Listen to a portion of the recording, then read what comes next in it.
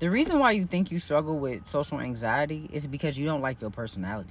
And the only reason why you don't like your personality is because people tried to take you from here to here. Your entire life, they tried to dim you down, make you seem like you were extra, make you be quiet, don't touch nothing, don't speak, don't do this, don't do that. So you already disassociated and detached from yourself because you felt like something was wrong with you.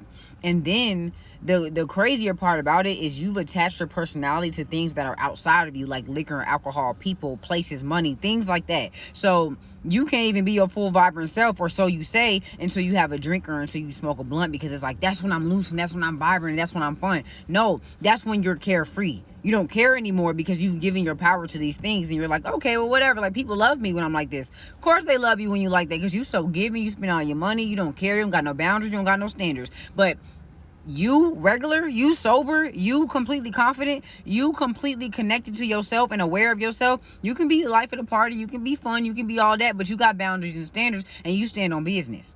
They don't like that version of you. Okay? They don't like the person that's always telling the truth, or that's going to keep it real no matter what's going on. They don't like that version of you. So you got to stay drunk and you got to stay hot so that you can be loose.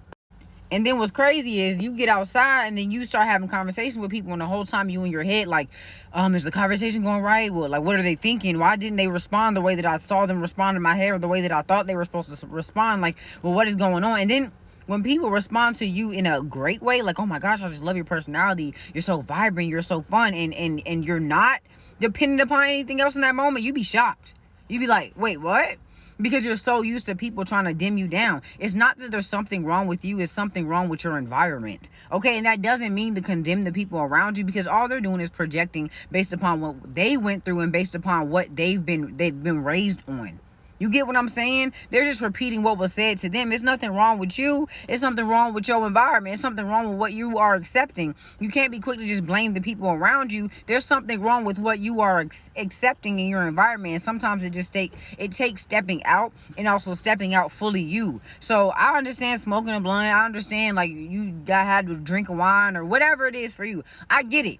I done been in that place plenty of times. I done had to stand on me sober. I done been standing on me not sober. You get what I'm saying? So I'm not judging you. All I'm saying is start to practice stepping out fully on you, so that you know who you are and what your personality type is, so that you don't think that you have to depend on anything outside of it, or that you have to go be around a group of people in order to feel confident. Like, everybody, and this is not to be cocky, but everybody loves you. Everybody wants your energy and wants you around. That's why they feel some type of way when they don't have your undivided attention when they call, or when you're around and you distracted by something else, or you bring another friend around. Everybody wants to be around you. You bring a certain type of energy and aura to the room, and it's refreshing. Okay? And the enemy tried to attack you when you were extreme, when you were young, when you were innocent. He tried to take that from you to make you feel like something was wrong with you, so that you can detach from your personality. Your personality is a gift. It lights up the rooms that you are in. It brings favor in the places that you are in and that you will go to. Okay, so it's time for you to know who you are and stand on that. And be proud of that. And know that you do not have to appease nobody, stroke no ego, or try to dim yourself down to fit in any room. Okay, because if that's not the room for you, you can create one. If that's not the room for you, there's another room with the door open that's waiting on you, and you just walk through the false door first because it was open. But if you would have walked a couple miles up, the right door would have been open, and you would have walked through that one and not felt no type of way. But you stopped too early. You settled too quick. You get what I'm saying? The most important step in this journey that you are about to take is not acting upon that impulse that tells you to overshare or to overgive yourself or to over just so that you can sell yourself, or so that somebody can accept you, because you're used to people pleasing and overcompensating. When it comes to breaking out of people pleasing and overcompensating, it's a slow death. Okay, because you are used to doing that in order to get into people's good graces. And then most of the time, like, you were overcompensating and people pleasing to get in people's good graces, and they dropped you like a hot potato every time they did not get what they want, which caused you to go into over, like, people pleasing the conversation where you were like hyperventilating to be accepted, okay? And then you went into your next situation after they dropped you, overcompensating and people pleasing again. So this has been your way of being for a while. So breaking out of overcompensation and people pleasing is like a slow death, because you have to become somebody completely new and begin operating in a way that you're not used to operating. When you start to step out and step out your full self, step. I'm not saying perfect. I'm not saying you got it all together. I'm not saying that you got self love down pat. I'm just saying that you're trying.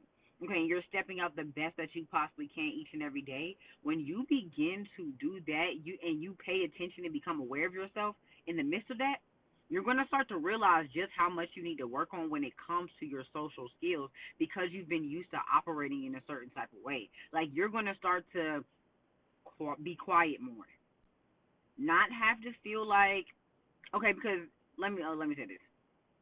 A lot of the time somebody will share something, and then because you want to relate to them, you'll also share a similar story, and then you'll keep that going and keep that going, instead of just letting it be a natural vibe. You don't have to share everything.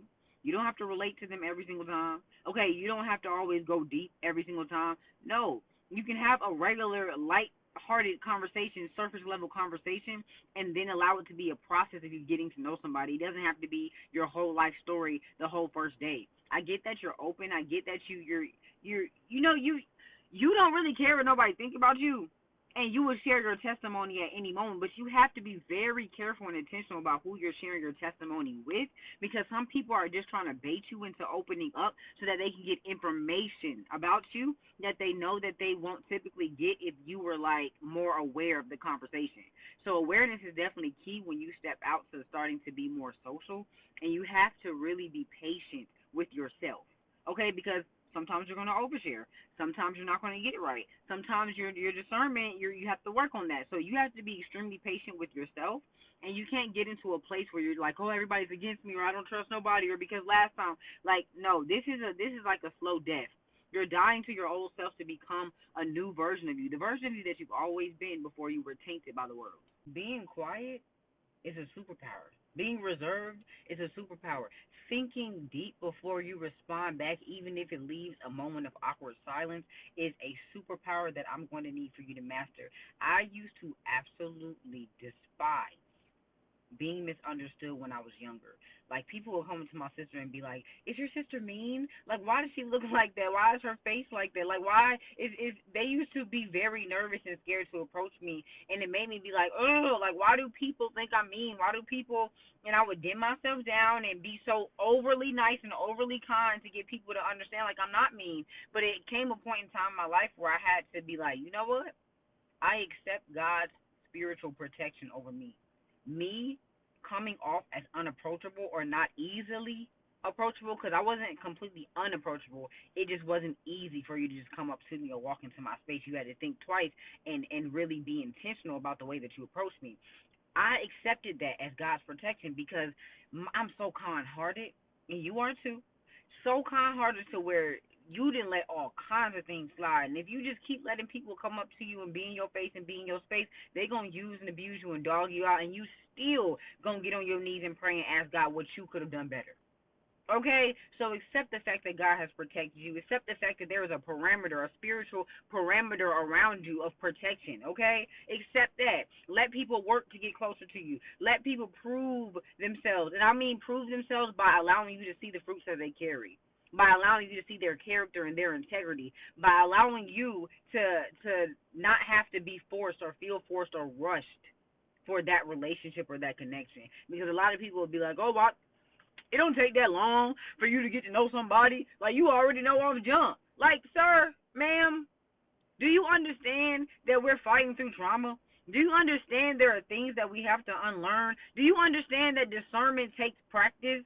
There are some people that has been around being snakes, being manipulators, being liars for years.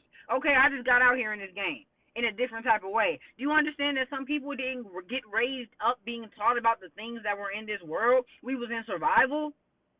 So sometimes you're not going to be able to look somebody up and be like, "Oh, I see their whole spirit." No. It takes practice. It takes getting hurt. It takes trust, especially in God. It takes patience. Okay? So don't be quick to judge nobody or their situation, because it takes time.